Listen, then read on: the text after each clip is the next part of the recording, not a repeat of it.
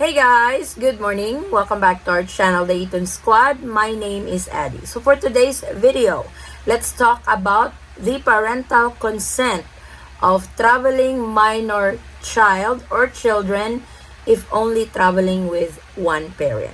I know this is not discussed quite a bit. Let's talk about it. Details coming right up.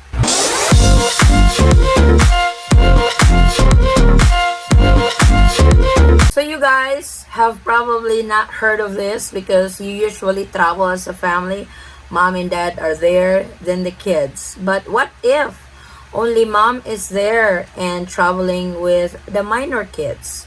Usually, the airline, particularly Philippine Airlines, would ask for a parental consent from the other parent that is not traveling. Because you can actually deny it from boarding or you cannot travel without this document. I myself have experienced this before when me and the girls traveled back to the Philippines without my husband. We had to do a parental consent, and please take note, this has to be notarized because it's not valid if it's not notarized. If you are in the States, you can get it notarized at the courthouse, you can get it notarized at the bank. It has to be notarized. So where to get this form? There's a bunch of examples online. Just Google parental consent for minors traveling internationally.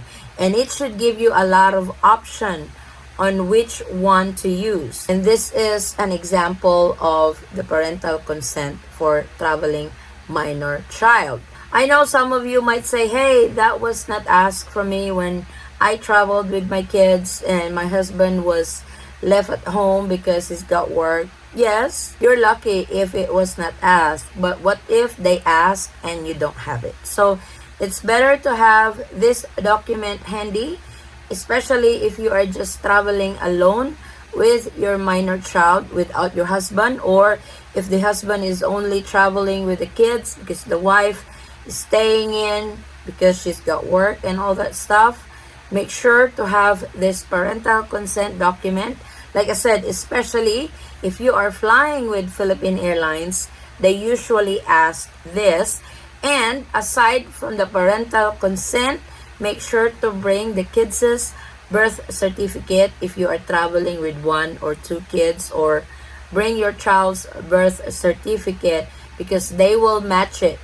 And also bring along a copy of dad's or mom's identification card. I know sometimes it's a hassle, but this is just the way traveling is. Traveling with minors. So like I said, it's better to have this document handy. That way you have it when it's asked from you. It's better to have it when it's not needed than they need it from you and you don't have it. Then you'll be screwed on your flight. So make sure to have this. Like I said, you can actually get denied or they will not allow you to travel without this if the airline will require you to have this. So I thought of sharing this with you guys because I got quite a few of inquiries about this, that they are traveling with their minor kids without the husband, what they should do about it. So like I said, parental consent is the key. Get it prepared along with the kids' birth certificate and the husband or the spouse's identification card. So mga moms, make sure meron kayo nito kesyo hanapin man o hindi ng airline. Ang importante, meron kayo ng parental consent if in case one of the parent is not able to travel with your minor kids. Here are some of the experiences of our kababayan when they were asked for the parental consent.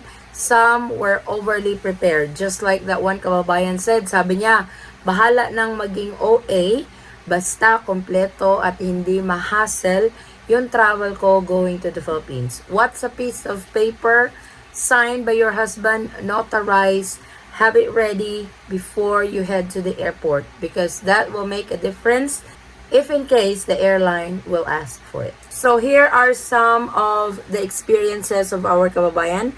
Ito yung mga sinabi nila. In case lang hanapin, magdala ng travel consent form ng father with notary. Copy ng ID, copy ng ID ni daddy, marriage certificate, mas okay palagi ang handa. Yes, that is very true. Sa akin, hinanap with notarized. Buti naka-notarize. Kababalik lang namin ng baby ko from Pinas. Yes, sis, notarized dapat. Some don't ask for it, some does. Like what happened to my friend. Hindi sila pinayagang tumuloy without the notarized consent. Tapos, hindi pa nila nakuha flexible flight, so nasayang lang ticket nila. They waited for another year para makapag-ipon ulit pang uwi. Better safe than never. So, this was worse because they got the parental consent but it was not notarized and the airline did not honor it. So, they were not allowed to board the aircraft and the ticket price and all were not refunded and that's a lot of money to waste. So, make sure to really have that. Sa Philippine Airlines po, hinahanap yung sa akin. Gusto nila naka-notarize pa. Buti nagdala ako. So, as what I've mentioned on this video from Philippine Airlines, they would ask, ipanotarize mo na lang kasi uuwi din ako with my 2-year-old son. My BFF told me every time mag-travel sila ng anak lang niya sa Pinas, hinahanap nila. Free lang naman notarize sa bank. If sa USPS ka, magpapanotarize, $15 per sign. So, if dalawa kayong mag-sign, $30 siya. Ito pa, you can use an online form. Important na notarize. Kasi kung hindi, anybody can just sign, di ba? Pag sa notary, hinahanapan ng ID. So, notary can confirm the identity of the person signing the document. This travel consent is to stop kidnapping and trafficking. That's really true. So, you guys can see the confirmation or the importance of parental consent if you are traveling with your minor kids alone, if the father is not there, or it's vice versa. It's important to have it ready, to have it handy for you guys head to the airport. Whether they ask for it or not, at least you have it with you. So for those parents who have traveled to the Philippines with their minor kids, what are your experience? Which airline has asked you to have the parental consent? Notarize parental consent. Like with what our kababayan has said, kadalasan daw is yung Philippine Airlines. So, sa mga kababayan natin na nakapag-experience flying with Philippine Airlines with their minors, did they ask for it? At ano yung ginawa nyo? Saan nyo kinuha yung form? What was your source of your form? And where did you have it notarized? So, ang alam ko, if you are from the US, you can have it notarized at the courthouse. May bayad yun. Sa bangko, if you are a depositor, it should be free. Sa UPS, meron din. May nag-mention din USPS sa postal service ninyo. So, just look around kung saan kayo pwede magpanotary ng parental consent. Thank you guys so much for watching. If you have any questions, concerns, or inquiries with regards to this video or in any of our travel-related videos, please comment it down below and I will try to get back to you guys as soon as I can. Or you can direct message me in our Facebook page, same handle, the Eaton Squad. Again, guys, thank you so much for the continued support and trust to our channel and to our family. I hope to see you on our next travel update.